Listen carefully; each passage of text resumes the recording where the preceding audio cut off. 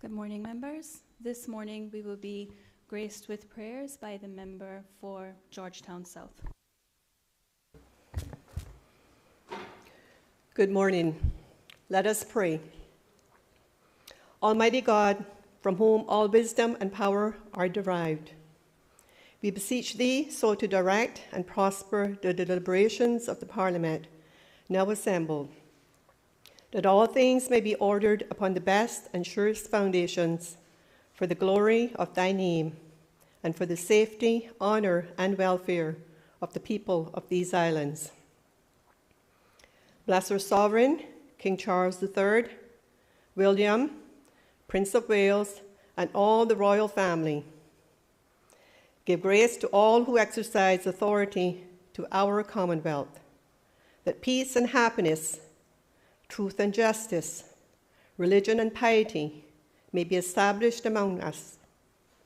Especially, we pray for the Governor of our islands, the Premier, the Speaker of the Parliament, the Leader of the Opposition, Ministers of the Cabinet, ex officio members, members of the Parliament, the Chief Justice, and members of the Judiciary, that we may be enabled faithfully to perform the responsible duties of our high office.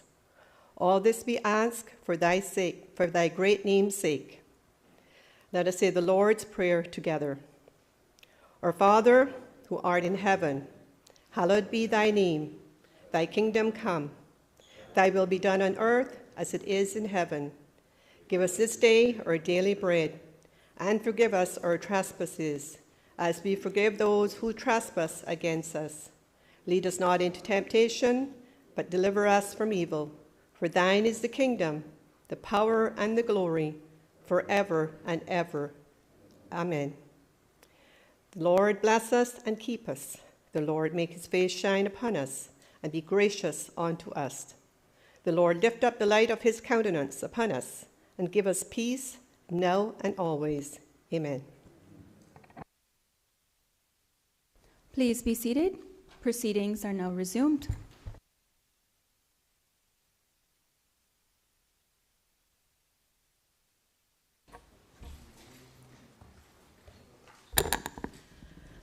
Administration of oaths or affirmations? None. Reading by the Honorable Speaker of messages and announcements. I have received apologies from the Minister of Tourism and Ports, who is off island on official business.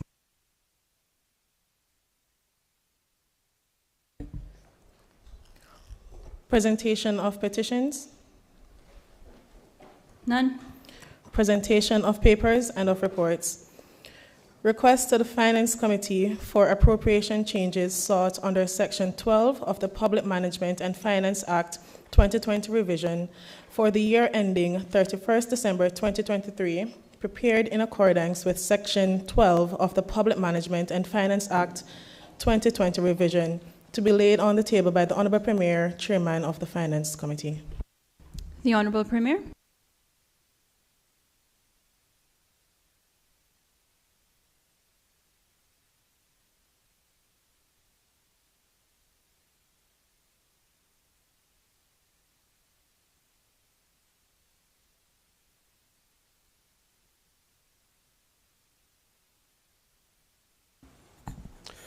Madam Speaker, thank you. I beg to lay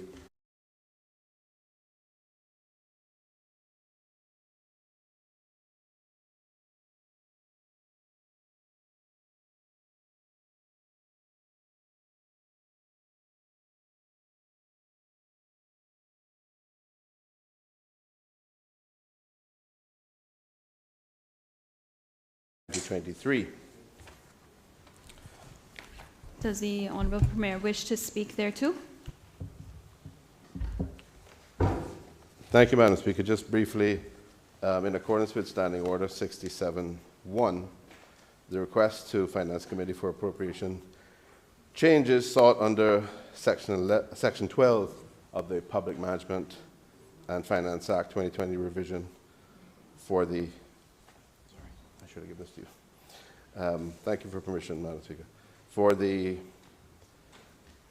year ending 31st December 2023 document has just been tabled and stands referred to Finance Committee, and therefore I do not need to expound further, as it will be addressed in Finance Committee. Thank you, Madam Speaker.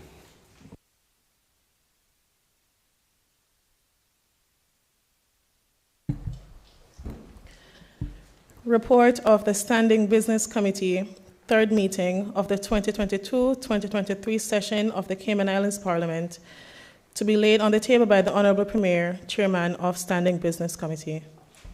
The Honourable Premier.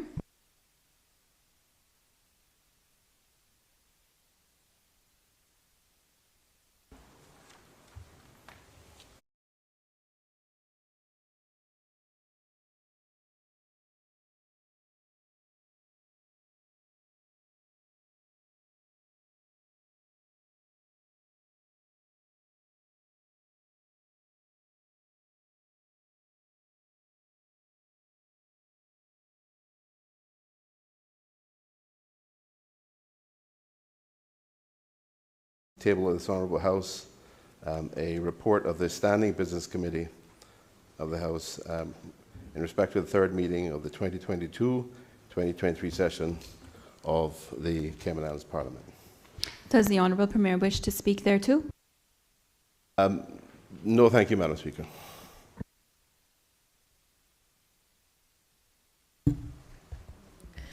Cayman Islands Government Plan and Estimates, first supplementary plan and estimates for the financial year 1st January 2022 to 31st December 2022, to be laid on the table by the Honourable Premier, Minister of Sustainability and Climate Resiliency.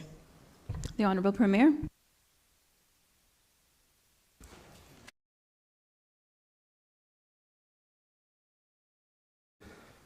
Beg to lay on the table of this Honourable House the 2022 supplementary plan and estimates for the Government of the Cayman Islands for its fiscal year ended 31st December 2022. Does the Honourable Premier wish to speak thereto?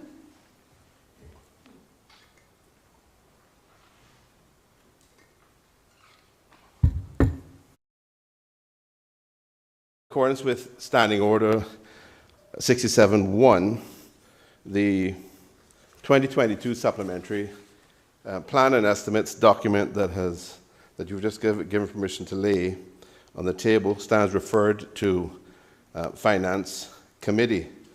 As the estimates will be considered in Finance Committee at the conclusion of the second reading of the associated supplementary appropriation bill, that is on the order paper today, Madam Speaker, I will only make brief remarks with respect to the tabled document. Madam Speaker, the 2022 supplementary plan and estimates document is structured in the following way. Section A of the document shows, in respect of the specific appropriations being changed, the following information. Firstly, the amount of the original approved appropriation for a particular budget item. Secondly, the amount of the supplementary appropriation proposed for the particular budget item. And lastly, the revised end-of-year appropriation amount for the particular budget item. Madam Speaker, Section B of the document shows the unaudited financial statements for the financial year ended 31st December 2022. Madam Speaker, honourable members should use the supplementary plan and estimates as a document which provides more information to each of the items in the schedule to the supplementary appropriations bill for the 2022 financial year. Again, as will be dealt with later today on the order paper. Thank you, Madam Speaker. Madam Speaker, Member for West to West. clarify an understanding, when will we get the estimates that might be coming today to Finance Committee? When will we see them?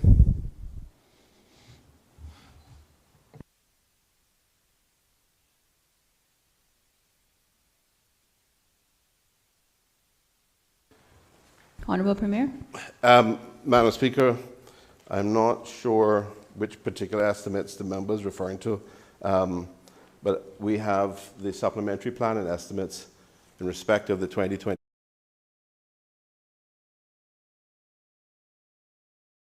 related appropriation bill to effectively tidy up the 2022 financial year. And then we have tabled already the requests in respect of Section 12 requests to be considered by Finance Committee, which relate to the this current year, the 2023 financial year. So I'm not sure whether the member is referring to. I'm talking about, Madam Speaker, the supplementary plan. We are expected to go to Finance Committee and today, and that's what I'm asking to see, because I wouldn't know what's coming before us until we get it. I don't have a copy. If there is a copy, then I would like to get that, or some plan. Honorable Premier, did members not receive a copy of the plan and estimates? Is that what the member is referring to? Thank you, Madam. Estimates, which is titled the first supplementary plan and estimates. I just want to confirm that there is no intention to have any other version of the plan and estimates for the 2022 financial year, but this was distributed to members quite some time ago, Madam Speaker. I think it must be at least 6 weeks, 5 or 6 weeks. Madam Speaker, sometime in April. I don't know what the Premier is talking about. I didn't get any. I don't know if any other member got any, but I just got it from the Sarge, or Deputy Sarge. I just got it, and he said they just got it, so finally I got mine, but I didn't get it till now. Madam Speaker, just for the member from West Bay's benefit, I think all members of this Honourable House will have received a copy of this electronically with a business paper distributed by the staff of Parliament. I agree that he would not have necessarily had a hard copy delivered to him, but it would have been delivered electronically, as is typical. Madam Speaker, I have long complained about these big documents being sent on our phone or a computer somewhere which has to go to Miami, then go to the Foreign Office, and then come back to us. Because it must be something else is happening, because I am not getting all these huge emails that they talk about. And we know sometimes, Madam Speaker, and we have to understand these things, that things go awry, they get sent just by a digit sometime, someplace else. Just this week we had a misunderstanding because they said something was sent to me. I know I did not receive it. So they have to be careful, and some of these things need to be delivered by hand. Honourable Member, as we are trying to move to a modern Parliament, most of the members, or all of the members, receive these documents electronically. If you so wish to have hard copies, we can make a notation so that whenever anything is being distributed, hard copies are prepared aside for you. Madam Speaker, I don't want anyone to believe that I don't want a modern Parliament. Modern to the extent that we can still represent our people. Because all this paper and hidden paper and paper gone somewhere else, we can't really, at times, know what's going on. And I've said that long time, not just now. I would say that, please let me have hard copies. You can send it on, and then it can go to Miami, then it can go to London, then it can come back to me. Thank you, Honourable Member. For the avoidance of doubt, this was circulated from the Parliament on the 17th of May to all members, but we will ensure that moving forward you have hard copies. And also the Deputy Premier. And I'm not insinuating that you are not wanting a modern Parliament. We all understand that these changes take a little bit longer for some people to adopt to.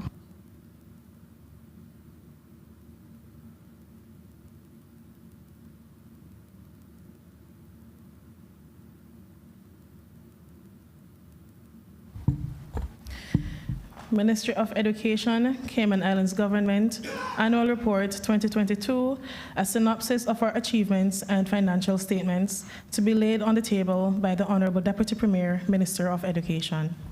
The Honorable Deputy Premier. Morning. Thank you, Madam Speaker. Madam Speaker, I beg to lay on the floor of this Honourable Parliament the report for the Minister of Education, Cayman Islands Government for 2022 is our annual report, a synopsis of our achievements and financial statement. Does the Deputy Premier wish to speak there too? No, Madam Speaker, thank you. It's self-explanatory, in the interest of time. Thank you.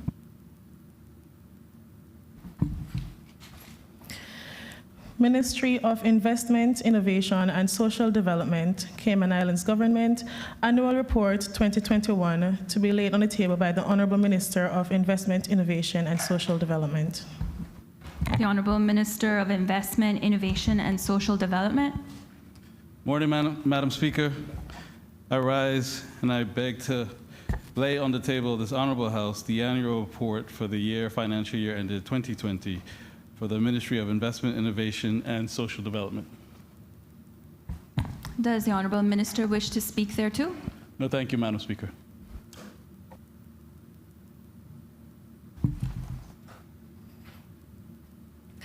The Cayman Islands Law Reform Commission Annual Report Number 18, 1st of April 2022, 31st of March 2023, to be laid on the table by the Honourable Attorney General, ex officio member responsible for the portfolio of legal affairs. The Honourable Attorney General. Thank you, Madam Speaker. Madam Speaker, I seek the leave of the House to lay on the table the Cayman Islands Law Reform Commission report for the period 1st April 2022 to 31st March 2023. Does the Honourable Attorney General wish to speak there too? Madam Speaker, yes, just to highlight some of the work of the Commission, if I may. Thanks. So, Madam Speaker, the Commission's mandate as set out under the Law Reform Commission Act is, among other things, to study and review all the acts of the Cayman Islands with a view to informing their systematic development and reform. To achieve this, Madam Speaker, the work of the Commission is continuous in nature and is marked by comprehensive research, deep analysis, and thoroughly considered recommendations. These recommendations, Madam Speaker, seek to inform government by presenting issues in a clear and objective manner. Madam Speaker, the membership of the Commission comprises of 6 commissioners who perform their role on a part-time basis and 4 full-time members of staff. The current commissioners are the Honourable Mr. Hector Robinson, Queen's Counsel, King's Counsel Chairman. The Honourable Mr. Justice Alexander Henderson, retired judge and King's Counsel. Mr. Vaughan Carter, Attorney at Law. Mr. Abraham Topper, Attorney at Law. Solicitor General, Ms. Reshma Sharma, and the Director of Public Prosecution, Mr. Simon Davis, by virtue of office. Madam Speaker, the legal and administrative staff of the Commission are Mr. Jose Griffith, who is the Director, Ms. Catriona Steele, who is a Senior Legislative Counsel, Ms. Felicia Connor, who is paralegal, and Ms. Melissa Bodden, who is also one of our administrative secretary. Madam Speaker, during the 2022-23 reporting period, the Commission continued its work on a range of subject areas. Of note, Madam Speaker, is that the Commission submitted for the AG's consideration 3 final reports, each supported by draft legislation. The report, Madam Speaker, or the reports are one dealing with usury. The title of it is Usury, the Common Law and Statutory Position in the Cayman Islands. And Madam Speaker, for the benefit of members and the public, usury, general definition is the practice or action of lending money at unreasonably high interest rate. It's called usury. And so, Madam Speaker, the Commission examines whether any prohibition against usury exists in the Cayman Islands.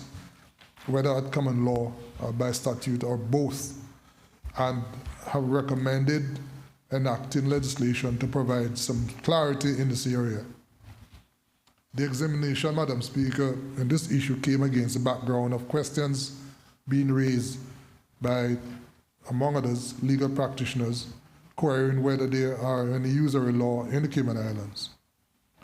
And the Commission's report therefore served to advance legal clarity on the issue. Now, Speaker, one of the reports also looked at the penal code and the extent of its compatibility with the Bill of Rights. And just to say, Madam Speaker, that's understandably important. The penal code plays a fundamental role in defining the rules governing some of our most important relationships as a society. Madam Speaker, there is also a report done by the Commission entitled Appeals Tribunals, and it recommends establishing a centralized administrative appeals tribunal to replace the majority of existing appeals tribunals. Madam Speaker, the international trend towards consolidating tribunals reflects a view that the practice of establishing tribunals on an ad hoc basis has led to a system that is overly complex and inaccessible, resulting in suboptimal outcomes for users. So through its research and consultation, Madam Speaker, the Commission formed the view that the Cayman Islands has the opportunity to improve access to justice and increase accountability in administrative decision-making by creating a well-resourced and professionally operated centralized tribunal.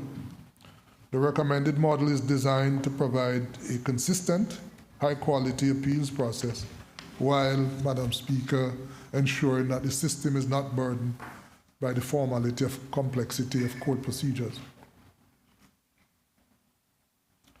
Madam Speaker, moving on, it is with pleasure that I report that during the reporting period, the law reform recommendations resulted in significant legislation being progressed through this Parliament for implementation. The final reports respectively titled Regulation of Queen's Evidence, Immunity from Prosecution, Restricted Use Undertakings and Reduced Sentences, Contempt of Court, and bullying legislation policy or both, culminated in the enactment of the Criminal Justice Offenders Assisting Investigations and Prosecutions Act 2022, also the Contempt of Court Act 2022, and the Penal Code Amendment Act 2022, as well as the Education Amendment Act 2022, and the making, Madam Speaker, of the Anti-Bullying Schools Regulations 2022.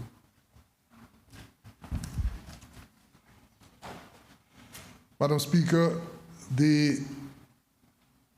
just to touch on the Education Amendment Act 2022, it introduced a requirement for every school to have a written anti-bullying policy and empowered cabinet, Madam Speaker, to make regulations specifying the matters to be included in such a policy. The resulting anti-bullying school regulations 2022 specify a range of matters to be included in an anti-bullying policy, such as prevention, reporting, investigation, and disciplinary procedures. Madam Speaker, it is gratifying to see the work of the Commission over many years of research, consultations, and deliberation culminate in the passage of these laws. Madam Speaker, the other projects the Commission, Madam Speaker, the other projects of the Commission, all of which are at different stages of the law reform process, include a review of the Settled Land Act, the 1998 revision, a review of consumer protection legislation, reform of the Defamation Act, severance of joint tenancies, reform of the Succession Act. They're looking at the issue of cremation, jury trial, hate speech, and the common law forfeiture rule. Madam Speaker, to further its goal of enhancing outreach to members of the public, organizations, and professional bodies The Commission launched its presence on a number of social media platforms during the reporting period. The Commission can now be found on LinkedIn, Facebook, and Instagram. These platforms will enhance public awareness of the Commission's work and engagement with the law reform process. The Commission aims to continuously widen its research and to improve meaningful engagement with the community, as public consultation, Madam Speaker, is a key aspect of the law reforms process.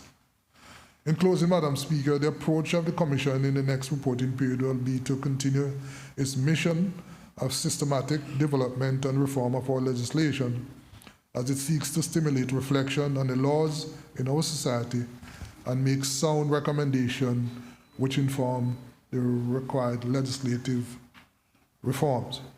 Madam Speaker, I would like to thank the commissioners and the staff of the Commission for their excellent work over the years, and particularly during this reporting period. And so, Madam Speaker, with that, I commend to this Parliament for consideration the 18th Annual Report of the Law Reform Commission. I thank you.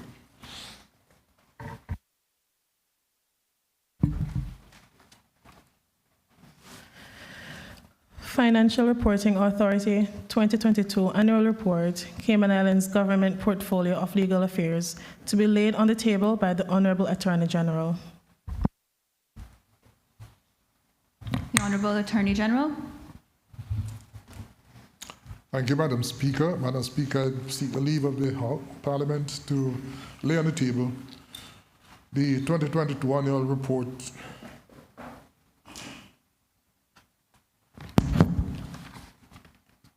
of the Financial Reporting Authority, Madam Speaker, which covers the period 1st January to 31st December 2022.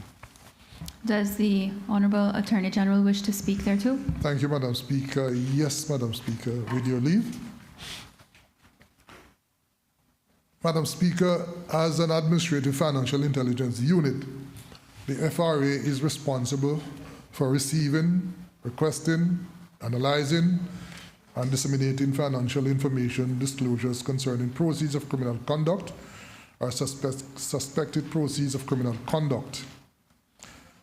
Domestically, Madam Speaker, the investigation of financial crime and associated offenses fall under the ambit of local law enforcement agency, falls under their ambit. Madam Speaker, the FRA during the relevant period received 1,586 cases comprising 1,365 suspicious activity reports, or SARS, and that was received from 338 reporting entities.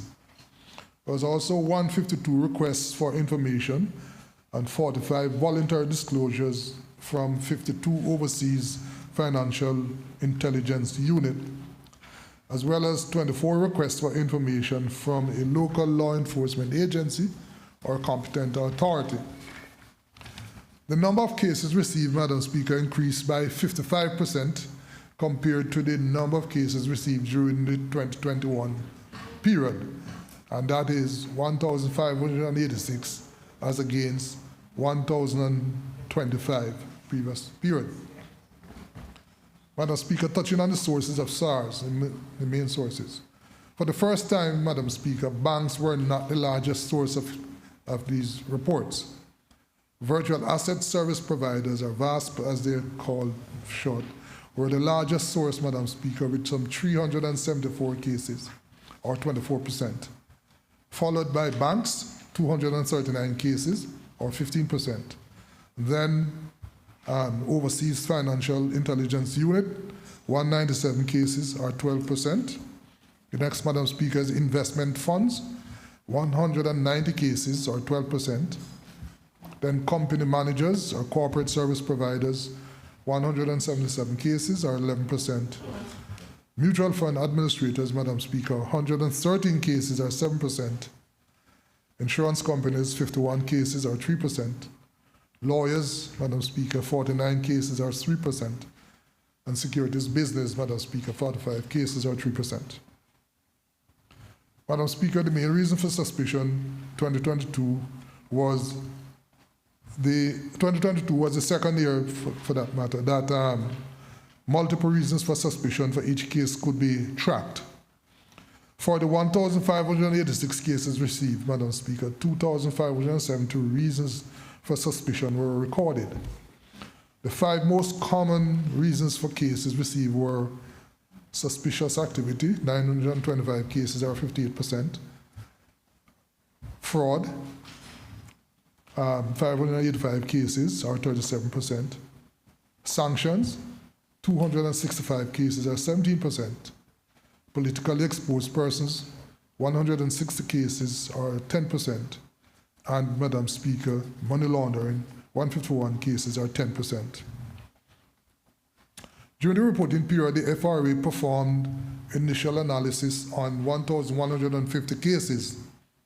It also issued 160 directives pursuant to Section 42, pursuant to Section 42C of the Proceeds of Crime Act, Madam Speaker, which is usually a request once a SAR is received, it's usually a request to financial service providers to amplify or clarify information that has been received by the SARS. Or in some cases, Madam Speaker, information is sought, further information is sought in order to respond to a request from an overseas financial reporting authority. Madam Speaker, during the period, the FRA also made 24 requests for information to overseas financial reporting authorities, primarily to assist local law enforcement agencies with investigations. The FRA closed 1,000 cases during the reporting period, resulted in 239 disclosures to local law enforcement agencies or competent authorities, and 374 disclosures to overseas FIUs, Madam Speaker. During the reporting period, the FRA exercised its powers under Section 42B of the Proceeds of Crime Act on one occasion, Madam Speaker, in order to obtain an order from the courts to order an entity to refrain from dealing with a person's account for 21 days. The assets held by the account in question total approximately $204,000 US. During the 2022 period, Madam Speaker, the FRA continued to register users from reporting entities and familiarize them with using the AM Live reporting portal in order to electronically submit their SARS reports. At the end of the reporting period, there were 386 registered users from 196 reporting entities. And 1,075 SARS, or 75%, Madam Speaker, were filed using this AML Live portal during the period 2022. Madam Speaker, if I might just touch briefly on Russian sanctions. The Russian invasion of Ukraine on the 24th of February 2022 led to an unprecedented number of sanctions being imposed by the United Kingdom and other countries on Russia in terms of size, scale, and complexity. As a result, Madam Speaker, it was a very challenging year for sanctions implementation in the Cayman Islands due to the significantly increased demands on the FRA. Between February and December 2022, there were 17 amendments with 1 revocation covering various measures to the UK's Russia sanctions EU exit regulations. Of these, 14 amendments were extended to the Cayman Islands in 2022. Amendment 1 was extended automatically, with Amendments 2 to 8 and 11 to 16 reflected in the 4 amendments to Russia sanctions overseas territories order. The Office of Financial Sanctions Implementation, Madam Speaker, OFSI as we call it, published an unprecedented number of new designations under the Russia sanctions regime, with over 1,400 new listings since the invasion of Ukraine. The FRA, Madam Speaker, published all of these without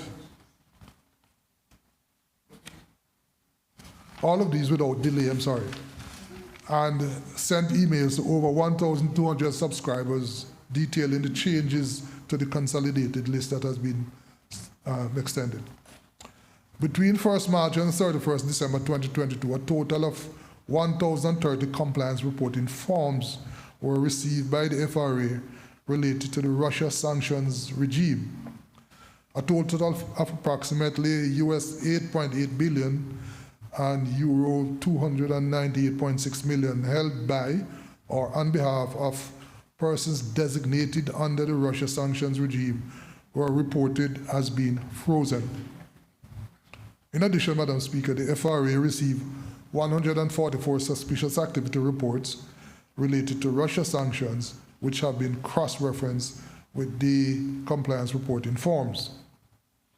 The FRA has also seen a significant increase in license applications and queries received under the Russia sanctions regime. 22 formal applications were received, the majority of which were made under the extraordinary situation and prior obligations listing grounds. The Cayman Islands, Madam Speaker, has adopted a robust and comprehensive response to the imposition of the new Russian sanctions measures.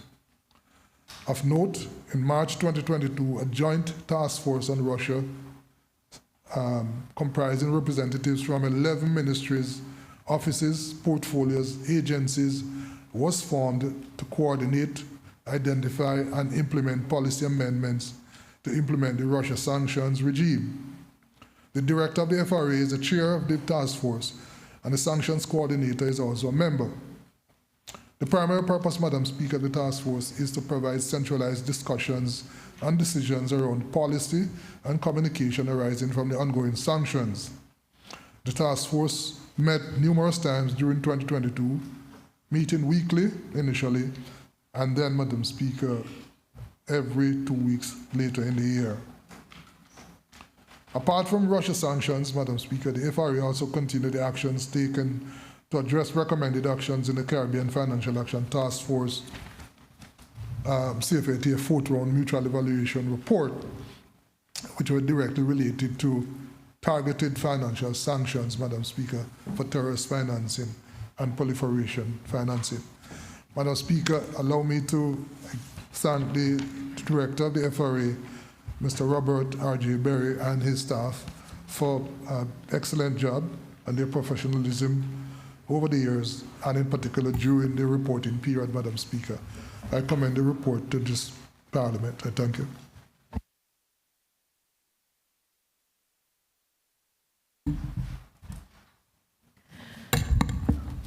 Questions to honorable ministers and members of the Cabinet. The elected member for Georgetown South to ask the Honorable Minister of Planning, Agriculture, Housing and Infrastructure, question number 24. The elected member for Georgetown South. Thank you, Madam Speaker. Madam Speaker, I rise to ask the Honourable Minister question number 24 on the order paper standing in my name. Question. Can the Honourable Minister advise what are the plans of the NRA regarding removing the double yellow lines placed on both sides of Hawkins Drive that have been a long-standing concern for many residents of that area? The Honourable Minister for Planning, Lands, Agriculture, Housing and Infrastructure.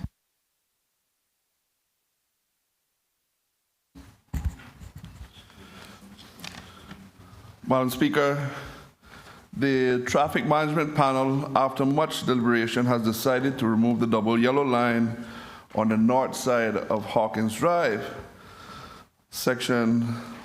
Part 8, Section 107 of the Traffic Act 2021 revision establishes that the Traffic Management Panel, and there are 5 members of that panel, which are the Director of License, the Commissioner of Police, the Managing Director of the National Roads Authority, the Chief Officer of the Ministry responsible for the roads, and 1 member selected from the person living in Cayman Brac or Little Cayman, and that is appointed by that panel by Cabinet. Are there any supplementary questions? The elected member for Georgetown South.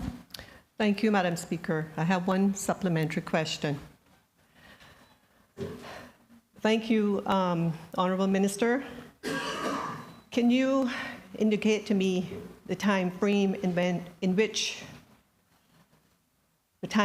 of when these one side of the double lines will be removed from Hawkins Drive, as I have been really struggling and fighting for my constituents in Hawkins Drive to have at least one side of these lines removed for 2 years now.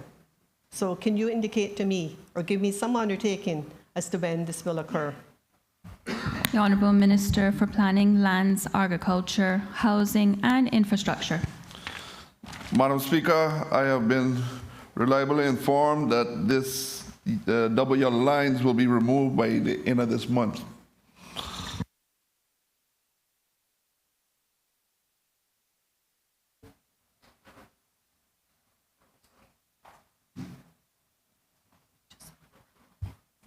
The elected member for Georgetown South. Thank you, Madam Speaker, and thank you to the Honourable Minister. I will be watching and waiting, and all of the residents of Hawkins Drive will be notifying me when this occurs. Okay, so I'm leaving it up to you, Honourable Minister, to ensure that this is done by the 30th of, or sooner rather than later, but no later than the 30th of June, 2023. Thank you.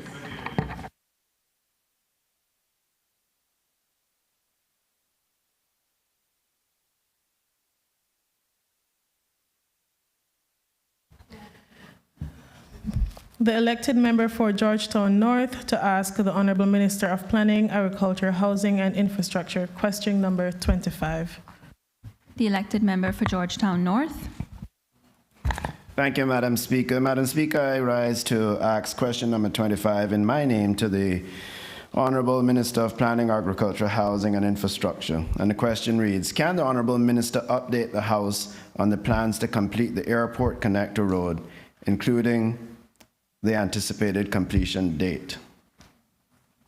The Honourable Minister for Planning, Agriculture, Housing and Infrastructure. Madam Speaker, the Ministry and the NRA are happy to share that Section 1 of the ACR is progressing well. The sub-base works are substantially completed and construction of the base layer is now progressing. Drainage wells are being drilled, which will be following by the installation of the catch basins. And by mid-June, the curbing installations will be commenced.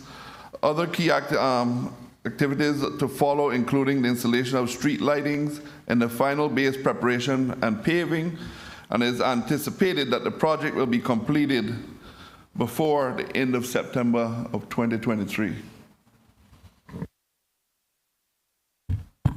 The elected member for Georgetown North. Thank you, Madam Speaker. I thank the Honourable Minister for that answer, and that is good news. In fact, the timing couldn't be better just before the anticipated tourism season. Can the Honourable Minister confirm now, Madam Speaker, through you, that all of the culverts, all of the necessary infrastructure have been purchased and are here, and that to ensure that we continue to see the progress? The Honourable Minister for Planning, Agriculture, Housing and Infrastructure.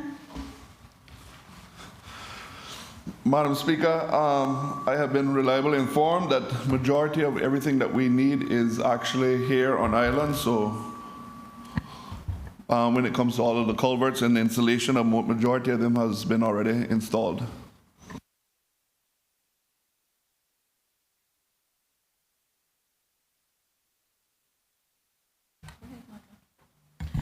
The elected member for Georgetown South to ask the Honourable Minister of Planning, Agriculture, Housing and Infrastructure, question number 26.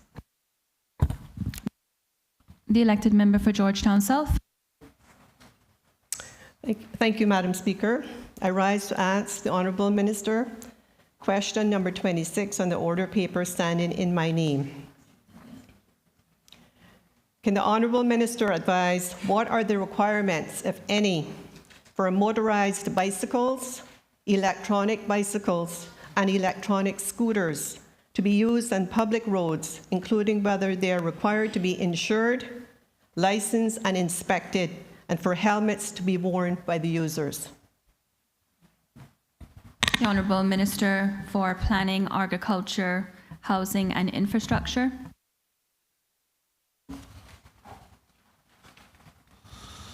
Madam Speaker, the answer: all types of bicycles, pedals, motorized, electronic, and electronic scooters are allowed on the road. Licensing, which include passing an inspection upon registration and wearing a helmet, are required once the vehicle has a battery, an engine, or some other mechanical or electrical device that can propel the equipment 15 miles per hour or more. This includes scooters that are less than 50 cc. Are there any supplementary questions? The elected member for Georgetown South. Thank you, Madam Speaker. Can the minister confirm whether all of these e-scooters, motorized bicycles that exceed the 15 miles per hour, do they meet the standards that are captured in the Traffic Act and its regulations, i.e., are they licensed, insured? Is the age factor considered? Is the use of crash helmets enforced?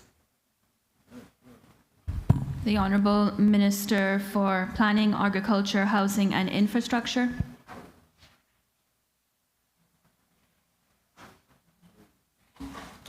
Madam Speaker, if you don't mind, I can actually look for that answer for her and put that back into writing back to the member, if she's okay with that. The elected member for Georgetown South. Thank you, Madam Speaker. I'm okay with that, for the minister to provide us an answer in writing to me or to this House. Supplementary question, but I'll just give a little preliminary thing in terms of e-scooters. I know that they are emission-free, environmentally friendly. They take pressure off of our roads, right? But really, I am very concerned about the safety of these, whatever you want to call them, scooters, what have you. Madam Speaker, yesterday in Windsor Park, and I just have a clip-in of what occurred there. One, an individual fell off of an electronic bike, no helmet, and he was injured. So that is really where my concern is at this time, and I would like to know whether the minister would consider if there's any plans to revisit the Traffic Act to make it compulsory for electronic registration of these e-scooters, similar to registering a motor vehicle, and compulsory insurance. I know some of the companies that have these e-scooters I think their public liability will cover that, but what about the private scooters?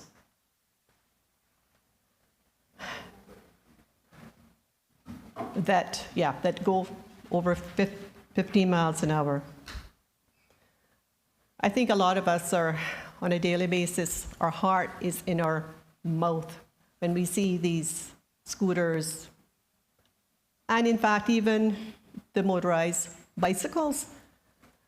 Madam Speaker, I'll be driving along the road and I keep looking for someone to be pedaling, even the bicycles, and they're flying by with they're not pedaling, so obviously they're motorized. So I just think we need to have some sort of, and I know this is not in the minister's department in that, or his ministry in terms of enforcement, but I really think that we have to consider the safety aspects of it out there. So I just need some sort of undertaking that we will look into this further in terms of revisiting the traffic law with regard to these types of scooters and motorized bicycles on our roads. Thank you. The Honorable Minister of Planning, Agriculture, Housing and Infrastructure.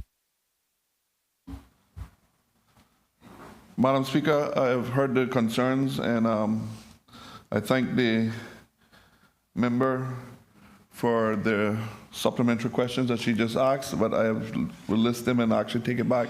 I know my team is watching now online, so we can actually, we'll look to see what we can do in the traffic amendment and get back to this honorable House at a later date. The elected member for Georgetown North. Thank you, Madam Speaker. If you'll just indulge with me, I want to take the opportunity to make a comment and a question. I don't want to put the minister on the spot, but if he has an answer, it would be on the question would be much appreciated. But the scooters that are traditional scooters that are under 15 miles per hour, bicycles, we're seeing more and more of those on the West Bay Road, and that's a good thing, especially on that road, because it helps to reduce traffic and, of course, does its part in reducing our carbon footprint. However, Madam Speaker, I am concerned that a large section of the West Bay Road if you're traveling south coming into town, the paving on the shoulder and the bike lanes were never completed because of the Water Authority's upgrades on the sewage lines. It seems to me that that work has been completed, and I would just ask the minister if he has any idea when they will complete the upgrades of the 7 Mile Beach Road on the southern end to include safe bike lanes, and also the demarcation and proper painting of those bike lanes, which I think it was intended that they would be green, just to create that visual barrier for the motoring public. If he does have an answer, it'd be great if he has. If not, then perhaps in writing later. The Honorable Minister of Planning, Agriculture, Housing and Infrastructure.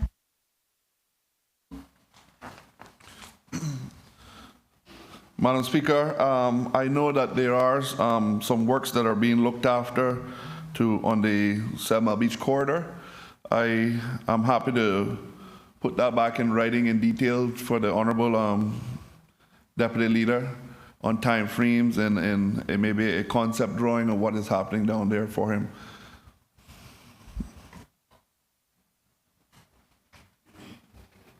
The elected member for Georgetown North. Madam Speaker, thank you, and I thank the Honourable Minister for that response. And I failed earlier in my initial question to recognize that the Minister did visit the constituency and invited me and we took a tour and indicated that it seems as if the Water Authority were finished with their works there, and he had committed at that point the undertaking to get it scheduled. So thank the Minister for that.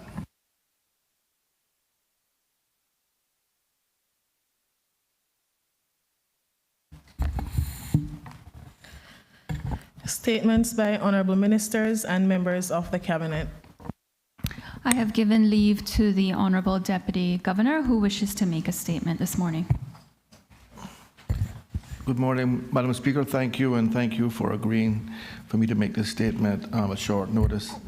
Madam Speaker, as required by Section 11(6) of the Public Management and Finance Act, the PMFA, I make this statement to members of this Honorable House with respect to the exceptional circumstances transactions that were approved by the Cabinet for the portfolio of the Civil Service for the periods 1st of January 2022 to the 31st of May 2023.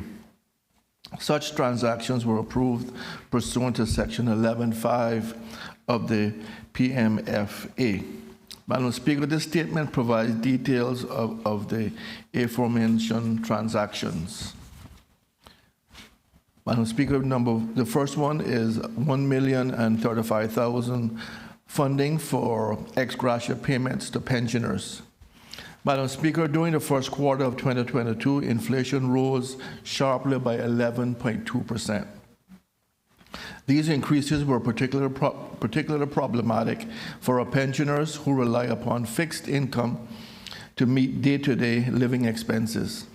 Like the rest of the world, the Cayman Islands government did not anticipate nor have control over the exaggerated inflation experienced early last year, set in motion by a global pandemic, increases in fuel prices, and the war in Ukraine and the resulting supply chain issues.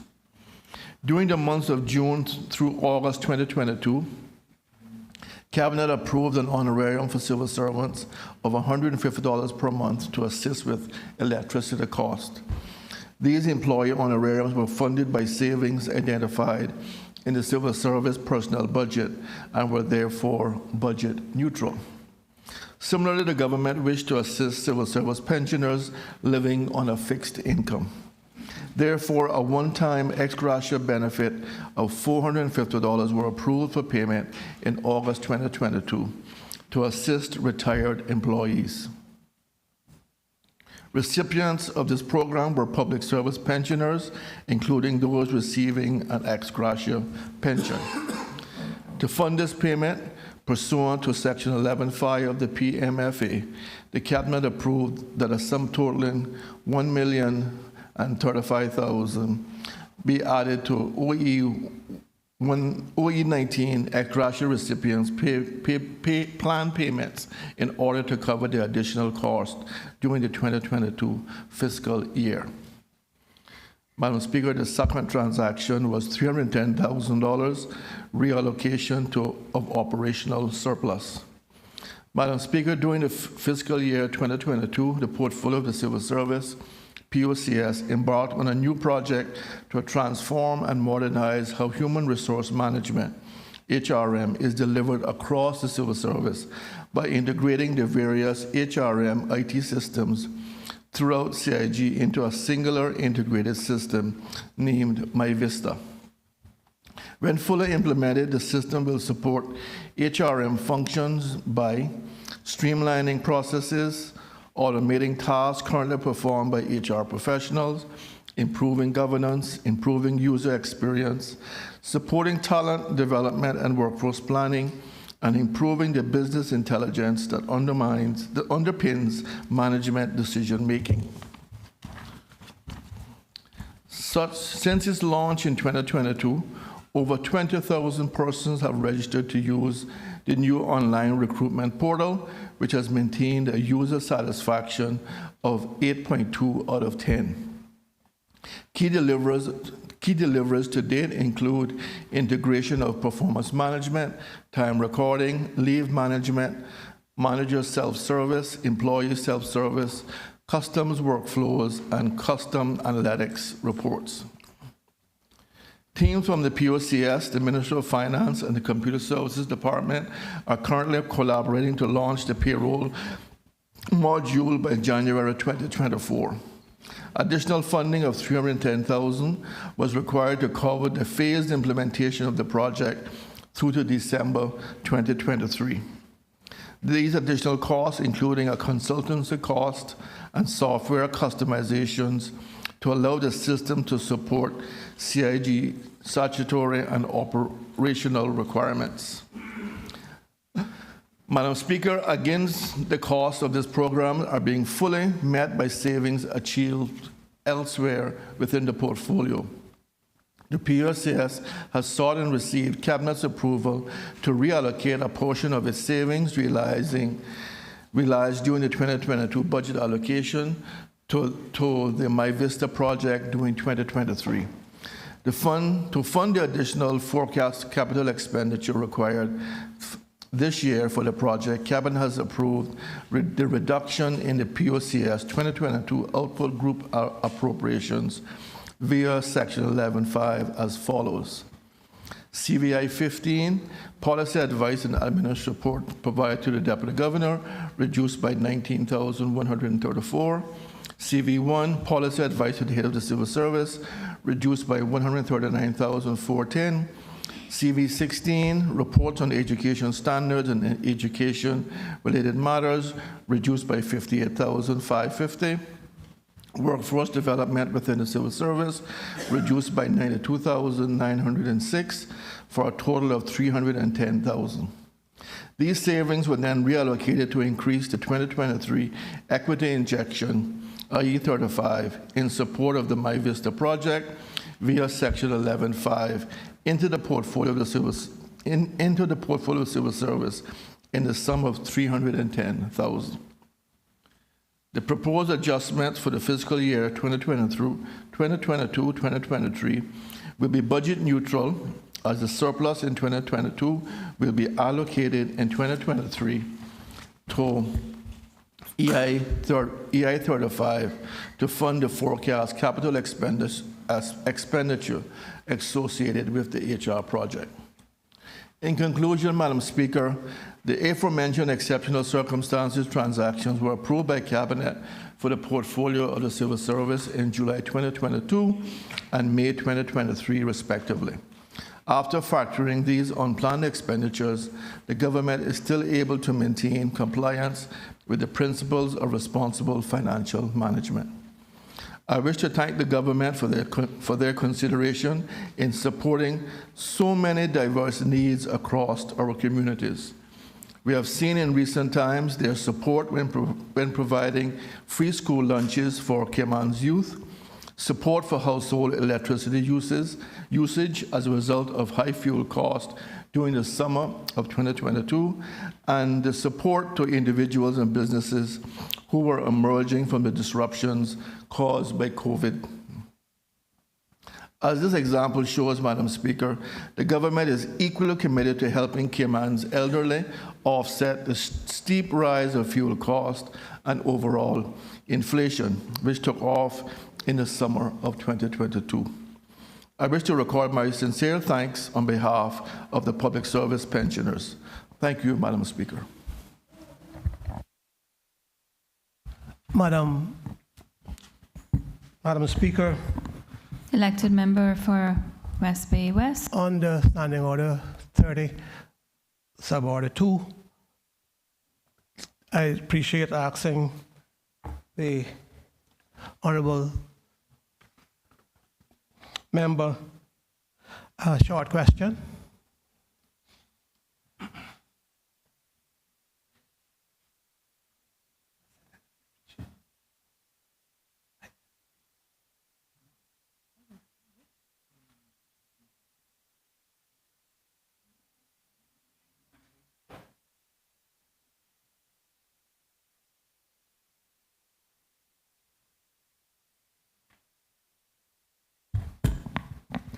So ordered.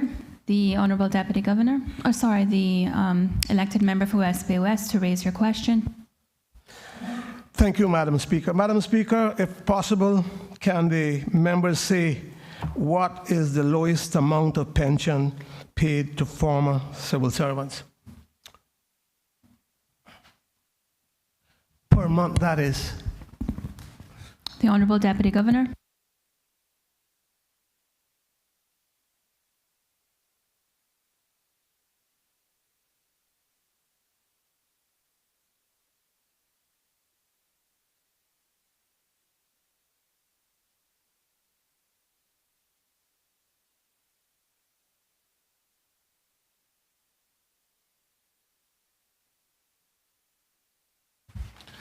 Madam Speaker, thank you.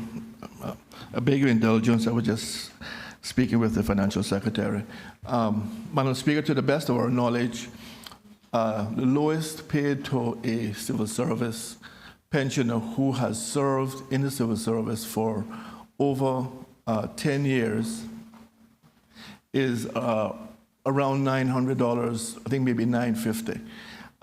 Obviously, there are persons who have served far less time, and their pension is much less. But that would be because of the short time that they worked in the civil service or in the wider public service. Madam Speaker, I'd like to thank the member, but can he say at what's the lower amount of years they serve. Is it 3 or 5 years where government is giving them something? And if they are, which I think they are, can he say any kind of amount? Honorable Deputy Governor. Thank you, Madam Speaker. Again, I'm speaking from memory, but to the best of my knowledge is once you have served in the civil service for 10 years, the least pension that you will receive, and that is via ex gratia top-up, is around $900 to $950. If you have served less than 10 years, then your pension will be less, and I don't know what that amount is. It varies depending on the person's tenure in the service. Member again, but I wonder if he could find out and answer in writing or however he wished to. If someone served 5 years, then whether they are getting, what is that amount? If you don't know at this point, then I'd appreciate getting at some point that info. The Honorable Deputy Governor.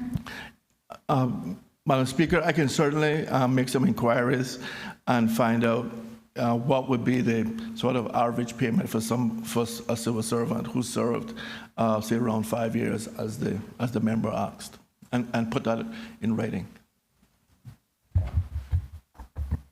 Thank you, honorable members. Personal explanations? None. Obituary and other ceremonial speeches? None. Raising of matters and of privileges? None. Government business, bills, first reading, supplementary appropriation, January 2022 to December 2022, Bill 2023. The bill has been deemed to have been read a first time and is set down for a second reading.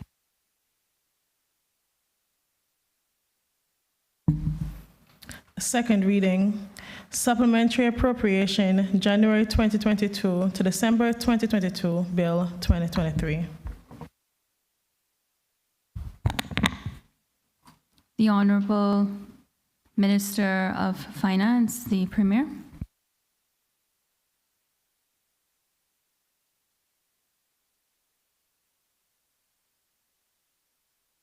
Thank you, Madam Speaker.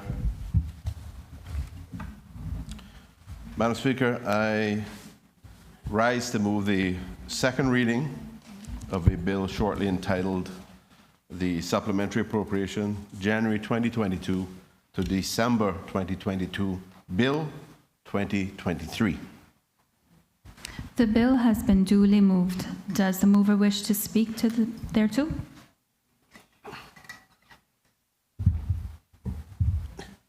Yes, thank you, Madam Speaker. Madam Speaker, the purpose of this bill is to seek Parliament's approval for appropriation changes with respect to output groups, various other classifications of operating expenditures, equity investments, and executive assets in respect of the financial year ended 31st December 2022.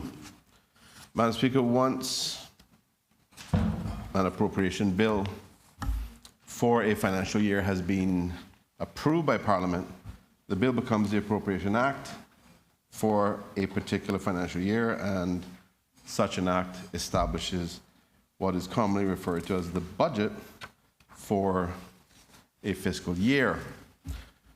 Madam Speaker, there are three ways in which a budget amounts contained in an Appropriation Act can be changed during the course of a financial year. Firstly, by way of Section 11 of, or subsection 5 of the Public Management and Finance Act, which allows Cabinet to make such changes. Secondly, by way of Section 12 of the Public Management and Finance Act, which allows Finance Committee to approve changes to an established Appropriation Act. And thirdly, Section 25 of the Act permits Parliament to authorize changes to an already approved Appropriation Act. Madam Speaker, this bill seeks, in respect of this bill arises in respect of the government's use of all of these sections of the Public Management and Finance Act. Madam Speaker, Section 11, subsection 6, Section 12, subsection 3, and Section 25 of the Act state that when a government utilizes each of those sections to make changes to an Appropriation Act, those changes are to be included in a supplementary appropriation bill, which must be presented to Parliament. So, Madam Speaker, this explains the existence of the bill now before the House. It satisfies a legal requirement that changes to an already approved Appropriation Act must be placed in a single supplementary Appropriation Act or bill after a financial year has ended, and that bill must be presented to the Parliament for its scrutiny and possible or hopefully its approval. Madam Speaker, I would make just two additional points.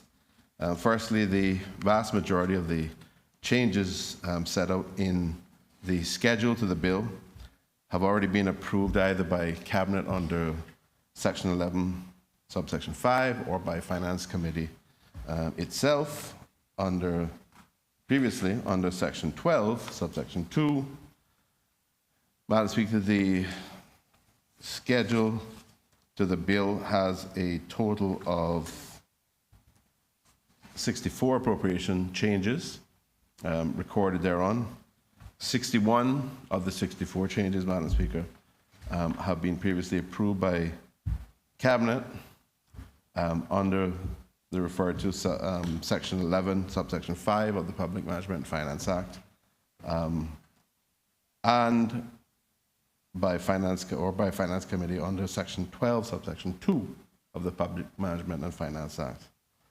Madam Speaker, the operating expenditure appropriation changes have a net total of 94.6 million, whilst the capital expenditure and investment changes total a net 6.8 million. I use the word net, Madam Speaker, because there are reductions to some expenditures as well as obviously the more frequent and dominant increases to expenditures. The important point worth repeating, Madam Speaker, is that 61 of the 64 items have been, or on the schedule, have been approved previously by Finance Committee and by Cabinet, for which honourable ministers would have made statements in the House, and indeed other members, as we've just had one example from the Honourable Deputy Governor, which explains the necessity for granting approvals for such items. And secondly, Madam Speaker, it is hopefully not too optimistic that given the circumstances explaining the origin of the supplementary appropriation bill, that Finance Committee's consideration of the schedule in the items to the bill, or the items, rather the other way around, the items in the schedule to the bill will proceed with some degree of alacrity.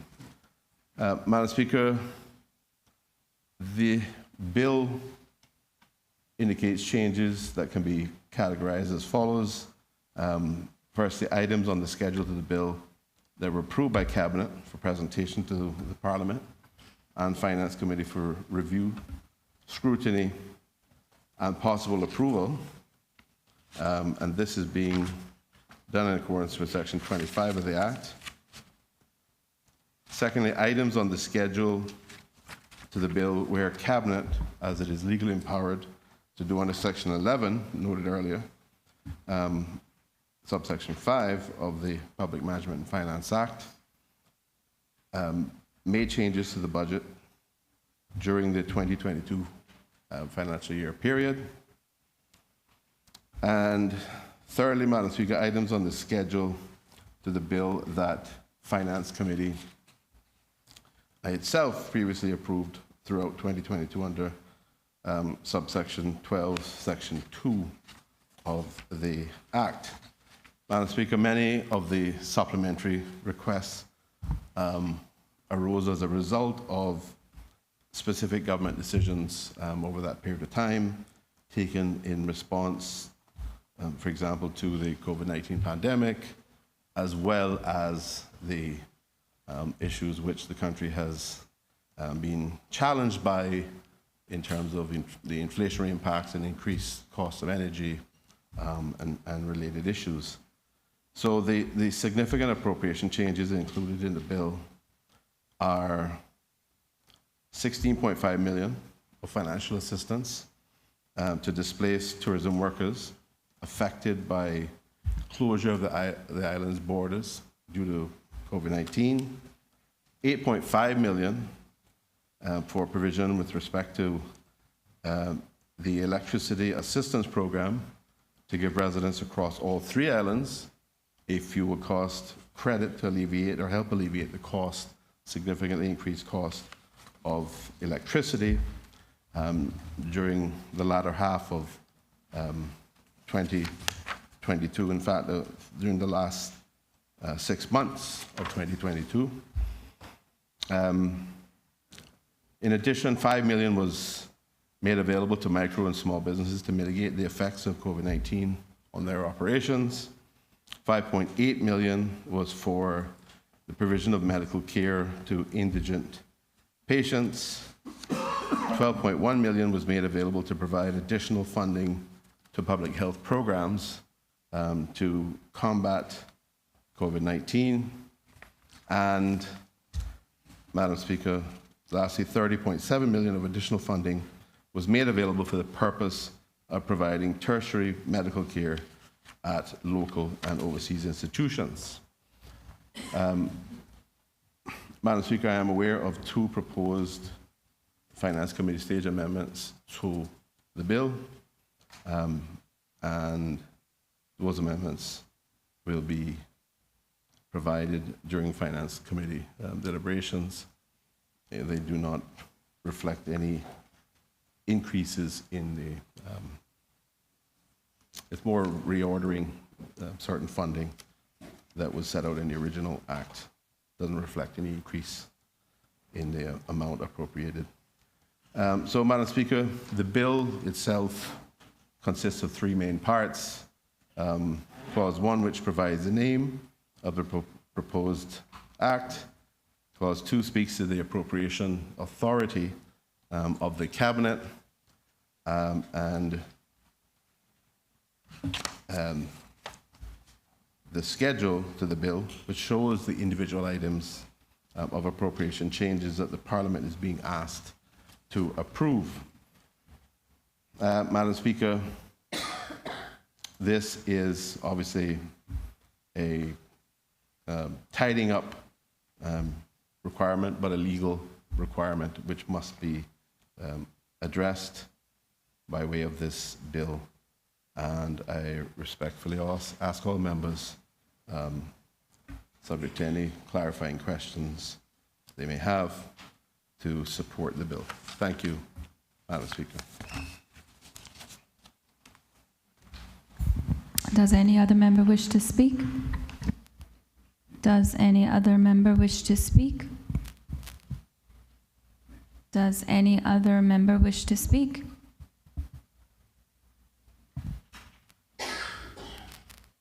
The elected member for West Bay West.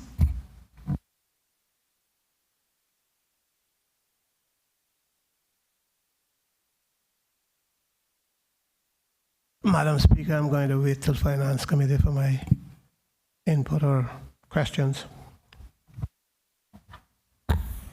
So ordered. Does any other member wish to speak? Okay.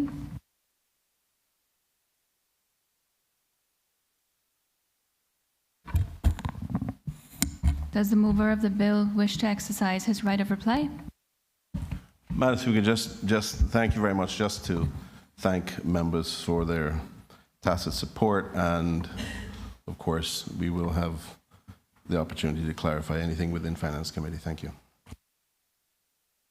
The question is that a bill shortly entitled the Supplementary Appropriation January 2022 to December 2022 Bill 2023 has been given a second reading. All those in favor, please say aye. Aye. Those against, no. The ayes have it. The Supplementary Appropriation January 2022 to December 2022 Bill 2023 has been given a second reading.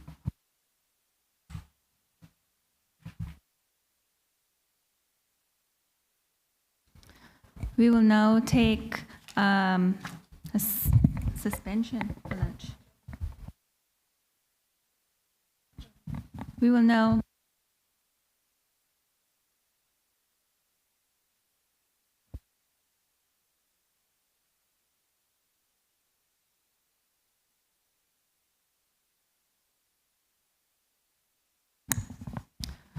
take an adjournment until we'll have lunch and then the completion of Finance Committee. And just so that members know, we will commence Finance Committee at 1 p.m.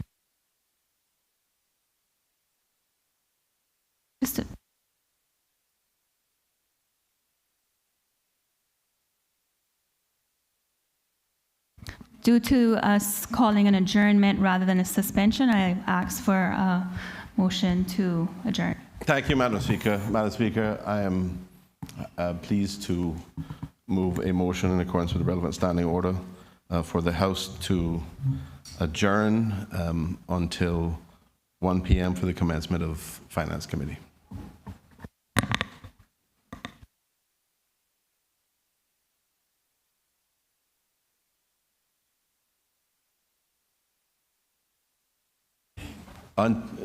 Madam Speaker, just for clarity, I move the adjournment of this Honourable House until the completion of Finance Committee. Thank you.